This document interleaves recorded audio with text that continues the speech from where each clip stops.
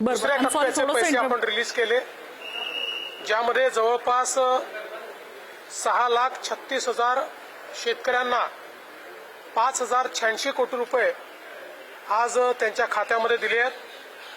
2 टप्पे मिळून 12,56,000 शेतकऱ्यांना आता कर्जमाफी मिळाली आहे आणि 10,115 कोटी रुपये हे शेतकऱ्यांच्या खात्यामध्ये गेले आहेत.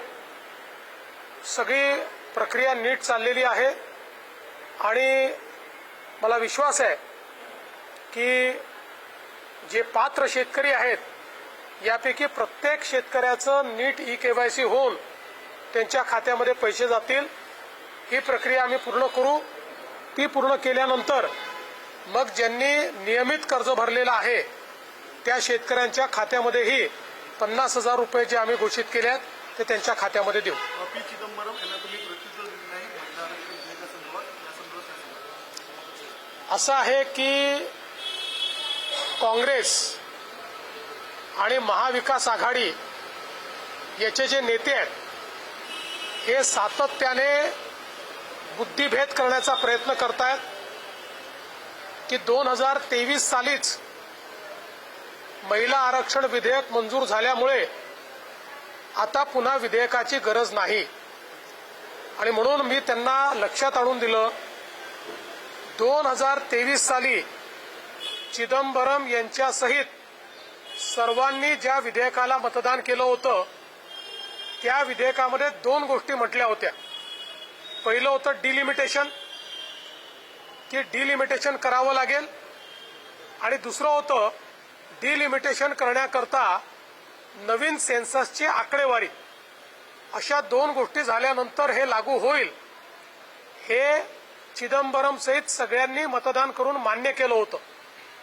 मात्र कोविडमुळे सेन्सस पुढे गेलं, त्यामुळे मोदीजींच्या मनामध्ये 2029 सालीच आपल्याला महिला आरक्षण द्यायचं असल्यामुळे एक अतिशय छोटीशी अमेंडमेंट आणली होती की डिलिमिटेशन करता नवीन सेन्ससचा जो काही कॉन्स्टिट्यूशनल अमेंडमेंट किंवा संविधान संशोधन आहे त्याच्याऐवजी त्यात शिथिलता देऊन जुन्या सेन्सस प्रमाणे देखील करता येईल अशा प्रकारची अमेंडमेंट होती, जी या सर्व मंडळींनी नाकारली.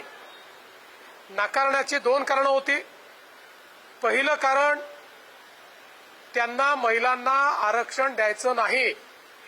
23ला त्यांनी विधेयकाला सपोर्ट याकरता दिला की 23मध्ये त्यांना माहिती होतं आपण समर्थन दिलं नाही तरी हे विधेयक पास होणार आहे, त्यामुळे बहती गंगेमध्ये हात धोलो अशा पद्धतीनं त्यांनी त्यावेळेस समर्थन दिलं.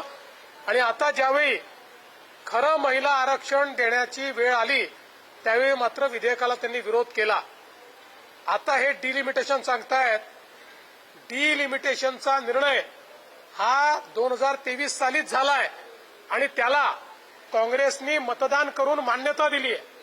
आज आलेला निर्णय नाही, 2023 साली त्यांनी मान्य केलेला आहे. आता आपल्या राज्यामध्ये काही लोक या संदर्भात बोलतात, त्यावेळेस त्यांनी कुठली नशा केली होती मला माहिती नाही, त्यामुळे मी त्याच्यावर बोलणारही नाही. पण या सगळ्यांनी डिलिमिटेशनला मतदान केलेलं आहे. यांच्यामुळे संविधानामध्ये डिलिमिटेशन आलेलं आहे. आता तेच करण्याकरता जेव्हा कायदा येतो त्याला हे अमान्य करतात, कारण यांना माहिती आहे की नवीन सेन्सस नंतर जर ही सुरुवात झाली तर 2029ला ते लागू होऊ शकणार नाही, ते 2034 मध्ये जाईल. काँग्रेस पार्टी आणि महाविकास आघाडीतल्या काही घटक पक्षांना 2029ला महिला आरक्षण द्यायचं नाही, त्यांना 2034 पर्यंत ते रेटून न्यायचं आहे. किंबहुना त्यांना असं वाटतं की आपलं सरकार नंतर जर चुकून आलं तर आपल्याला हे रद्दही करता येईल. त्यांच्या मनात ते रद्द करणंच आहे.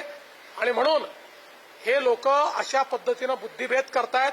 आणि म्हणून चिदंबरम यांनी ज्यावेळी ट्विट केलं त्याला मी फॅक्ट्स फिगर्स याच्या सहित उत्तर दिलेलं आहे. कुठल्या संसदीय समितीवर मला काही कल्पना नाही.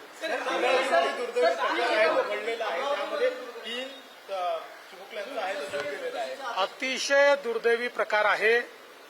उच्चस्तरीय चौकशीचे आदेश तर दिलेच आहेत, पण सातत्याने जे NICU असतात त्याच्यामध्ये आपण फायर ऑडिट करत असतो.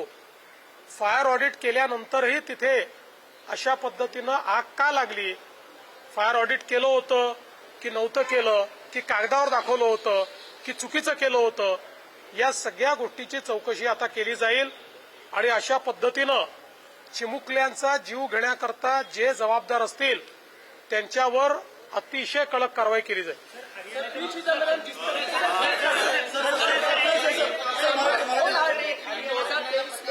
हमने समर्थन दे दिया था, अब कॉग्निटिव फटीग हो चुका है, आपको इस तरीके से वो ट्वीट करते हैं. देखिए, ये जो चिदम्बरम साहब की सिलेक्टिव मेमोरी है, इसका जवाब मैंने दिया है. 2023 में चिदम्बरम साहब ने जिस बिल के ऊपर वोटिंग किया था और समर्थन दिया था, उसमें महिला आरक्षण विधेयक के लिए 2 चीजें कही गई थी. डिलिमिटेशन उसी में मंजूर हुआ था.